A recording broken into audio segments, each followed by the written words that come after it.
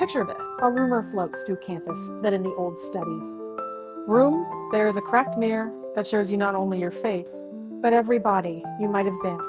At midnight, the legend says, the glass rearranges chromosomes and curves like a deck of cards. That's our little myth tonight. But the real stories are better and true. We will meet two of them, intersex and the so-called endless orgasm. Stay with me and you'll leave curious, careful, and itching to learn more. First, intersex. Not a monster, not a secret code. Intersex is a name for people whose bodies don't fit tidy boy/girl boxes.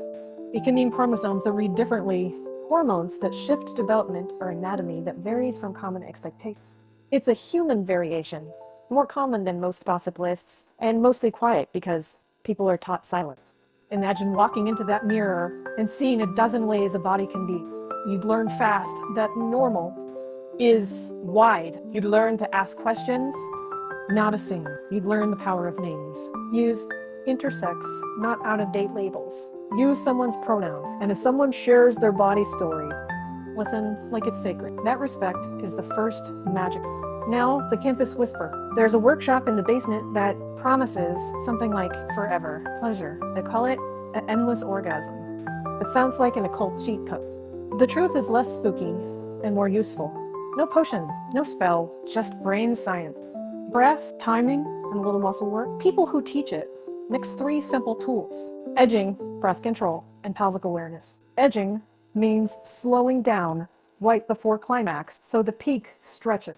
Breath control keeps your nervous system calm and can change how fast arousal builds. Pelvic exercises, Kegels, let you tune the way, surge, and release feel. Put these together, and what feels like a single quick fireworks can stretch into long, full body waves. Here's a safe, easy practice you can try alone, in private, without gadgets or drama. Set a timer for 20 minutes. Lie down somewhere comfortable. Start with slow breath. In for 4, out for 6. Scan your body like you are checking for warmth. Notice thoughts and let them float by. When you bring touch, go slow. Notice how the pulse rises. When you feel close, pause. Stop stimulation. Breathe to 3 gentle pelvic floor squeezes. Hold 2 seconds. Breathe along. After the pulse settles, return. Repeat this cycle a few times. When you finally let go, you may find the release feels different, deeper, or more spread through the body. That's not magic. It's learning the map of sensation. If you are intersex or dating someone who is, adapt. Sensation is personal. Surgeries, hormones, or different anatomy may change where pleasure lives. Ask. Try the breath and the pause. Explore non-genital touch. The curves of a neck, the small of a back, the soft inside of a rib. And always consent first. Curiosity second. Never make someone a character in your experiment. Of course, the occult aura stays fun. Some students draw a tiny sigil on a sticky note to mark their practice. Others treat lighting a candle the way a scientist washes hands. Ritual to set intention. Treat those acts as signals. I am slowing down. I am paying attention. I am safe. Don't bring others into the practice without clear, enthusiastic consent. Do not ignore pain or anxiety. If something hurts, stop.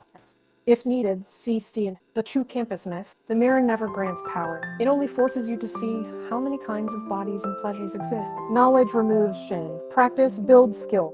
Respect builds trust. If you want to go deeper, read personal stories from intersex people. Visit the campus clinic or join a sexuality workshop that centers consent and diversity.